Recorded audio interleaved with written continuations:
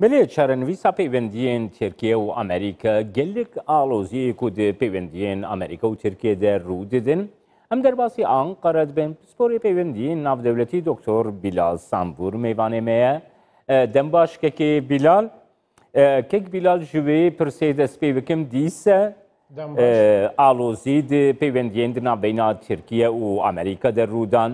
Wezareta Derveya Amerîka dibêjî bi ti awayî ne cihê qebûlkiriniyê ku Tirkiye S-400 bikartîne. Serokkomarê Tirkiye dîsê dest nîşan kir ku biryara xwe ew didin. Gelo ev alozî ya S-400 gerem ji wê dest pê bikin dê bigê çi radê nav pêwendiyên Washington û Ankara de.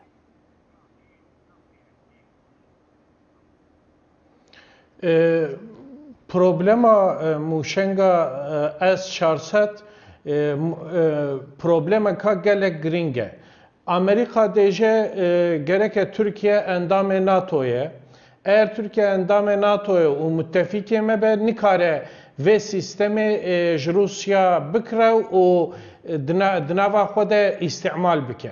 Türkiye jî dêje em bi serê xwe polîtîkaya xwe dimeşînin em ê vî çêkin. Amerika dêje qet'iyen ev tiş qebûl nabe. Vêga Amerika, pozisyona Amerika gelek radikale, gelek qet'iye, gelek zilale. Ama Türkiye dixwaze vê meselê bike mijareka diplomatik. Biriya diplomatik dixwaze hinek tişta ji Amerika bistîne. Amerika jî riya mesela S-400 deje ev ne meseleka mijareka diplomatike ev meseleka zilale yani ti müttefikê NATO bî endamê NATO bî ti nikarî vasî mûşenga te bikirî Rusya. Yani pozisyona Amerika û Türkiye di vê meselê de gelek ji hev dûr e. Kek Bilal niha Tirkiye endamê NATO. NATO bixwe hevpeymaniyekî serbazî ye bêguman li aliyê din NATO her wiha hin binemayên wê nirxên wê girêdayî mafê mirov û demokrasî jî hene lê dawiya dawî de hevpeymaniyeke serbazî. Welatekî endamî NATO ku moderntirîn çekê Rûsye dikire û dibe metirsî li ser evleyiya welatên NATOyên derdorê jî û çekên wan jî ku Amerîka dibêje S-400 dikarî teknîka çekên NATO jî bixwîne û ev yek metirsiyekî mezin e li ser NATO. Gelo ev yek dikarî bandorê li pêwendiyên Tirkiye bi NATO re jî bike Birêz Sambur?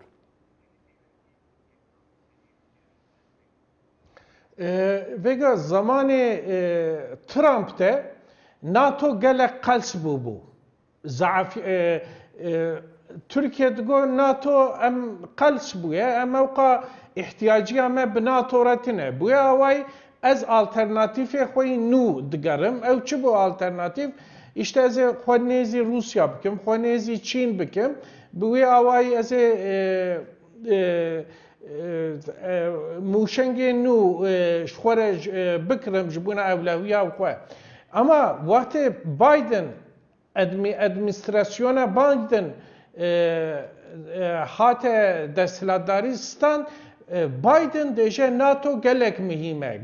NATO ji me re wisa ne tiştekî em nikarin NATO qels bikin. Amerika dixwaze NATO careka dî zexm bibe, careka dî qewî bibe. Înca ji wê awayî dêje tiştê Türkiye dike NATO qels dike li ber hemberiya Rusya.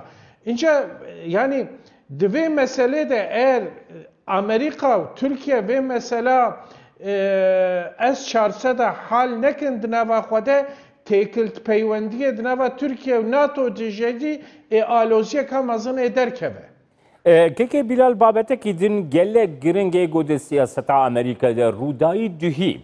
5 û 4 senatorên Amerîka nameyek ji bo Biden rê kirin, divê nameyê de dest nîşan kirin ku di warê mafê mirov de, di warê azadiyan de, di warê demokrasiyê de divê Amerîka fişarî li Tirkiye bike helbestekî pir zelal hebe li hemberî rewşa demokrasî, azadiyan û mafê mirov li Tirkiye gelo ev biryara senatê dikarê bandorê li sekna Biden bike girêdayî Tirkiye birê Sambur? Vega ev name kongre, endamê kongre vê name şandine ji Biden re. Kongre Amerika unzanın sat endam, sat kes têde, sat kongre, sat senatör têde hene. 54 senatör vê nameyi imza kirine. Vega Biden dixwaze hem têkiltiya xwe û senatoyê û hem temsilciler meclisî gelek baş bimeşîne. Yani divê nameyê de ev name di tişta nîşan dide. Lobiya Türkiye li Washington nemaye. Yani kesek li Washington'e alîkariye Türkiye nake. Yani kesek ne çuye jiva keser jiva senatora ne gotiye ya Türkiye müttefikê me û nikarin vê nameye bişînin Biden re. Ev tiştekî gelek mühime. Ya du jî Senato Kongre de Amerika'da pozisyoneka gelek giring heye. Yani Biden Beyaz Saray White House gelek mühime ama Kongre jî binawi gelek mühime. Jwê awayî Biden nikare bêje ez vê nameyê go nadim. Yani gereke Biden go bide vê nameyê. Birê Sambor her du vê çerçeveyê de dixwazim îşte bipirsim. Niha Tirkiye ji aliyekî ve dibêje ku ez dixwazim peywendiyê min li gel Washington baş bin. Ez dixwazim li gel administrasyona Biden di nav peywendiyên baş de bim. Bes mesajên peyamên êgo ji Washington tên ne mesajên germ in. Heta di medyada tê gotin birê Sambor ku ev nêzîkî du mehane Serokkomarê Tirkiye daxwaza hevdîtinê li gel Biden kiriye lê bersivek erênî ji Washington negirtiye. Yani tu bawer dike ku bi pozisyona xwe îro Tirkiye, bi birê ve birna siyaseta xwe girêdayî S-400dan, girêdayî rewşa Sûriye, girêdayî rewşa Qibris bi taybet ku niha Tirkiye dibêje em bijardeya di dewletbûnê li Qibrisê diparêzin, li Derya Navaraz, di mesela Qarabağê de gelo dikarê peywendiyên Ankara û Washington bikevne rewşek asayî de bi vê siyaseta ku Ankara birêve dibe. Vega gerek em vê meselê gelek başvan bikin. Di zamanê Trump te têkiltiya Amerika û Türkiye ne têkiltiya nava di dewleta de bû. Têkiltiya di nava di serokkomar de bû. Yani birêka şexsî Türkiye îşê xwe, karê xwe, mafê xwe li Amerîka li ser Trump hal dikir. Diplomasi nema bû, müessese nema bûn di nava Türkiye û Amerîka'da. Înca zamanê Biden de jî têkiltî di nava me de gereke biriya diplomasî be, biriya müessesa be.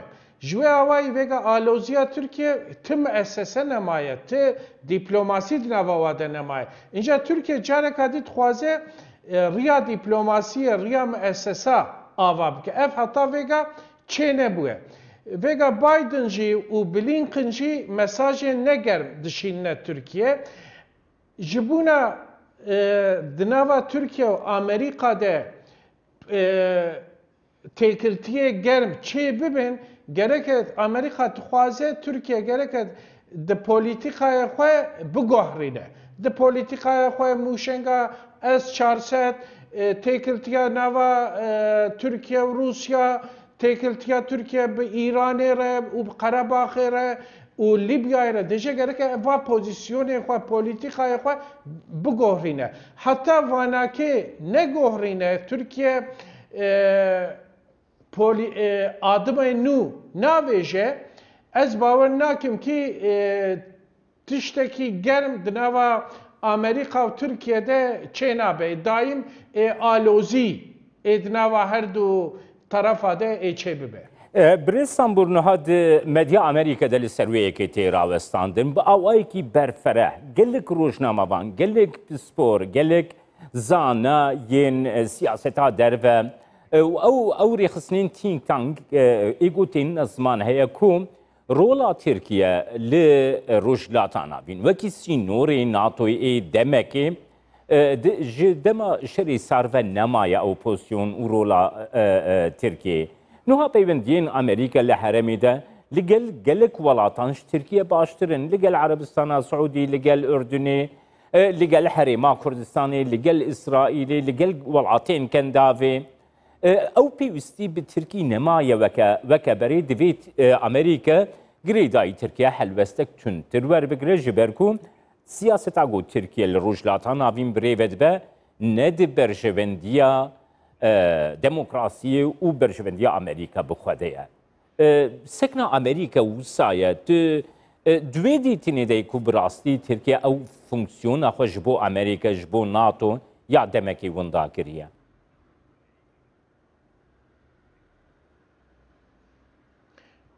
ویگا yani pozisyona Türkiye çevane Türkiye çeva xwed bîne Türkiye deje ez gelek mühimim ji bûna Amerika. Et karim ihtiyaciya min bi Amerika re heye ama ihtiyaciya Amerika bi min re daha zaftir heye.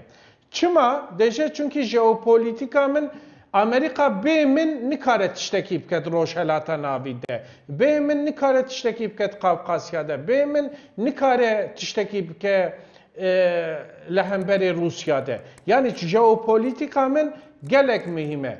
Ya diduwa jî Türkiye'de jî işte ez dewêleka Müslümanım, ez rojhelata navîn bandora min heye, ez li Asya navîn de Orta Asya'da bandora min heye bi şeqê kültürî, bi şeqê tarîxî ve ez dewêleka emperyalim. Türkiye nikare dev ji min berde.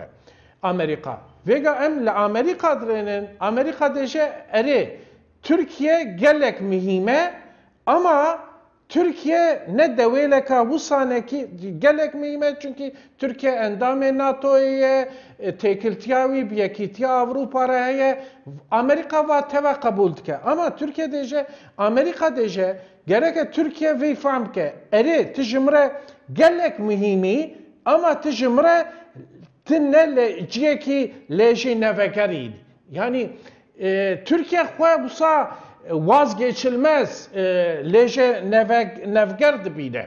Yani ji wê awayî mesela Amerika deje Türkiye ji Amerika re deje tu nikarî dev ji bingeha incirlik dest berdî fakat Amerika deje erê ev tev mühimin ama mesela min bingeya nû li Ürdünê çêkiriye min hebûna xwe li Körfezê zêdetir kiriye ji wê awayî yani te alternatîfekî ama ne tenê alternatîfê gelek alternatîfê minî dî jî hene yani te alternatîfê di nava gelek alternatîfa de. Spas بۆ te Dr. Bilal Sambur pisporê peywendiyên navdewletî ku ji Ankara tu mêvanî me.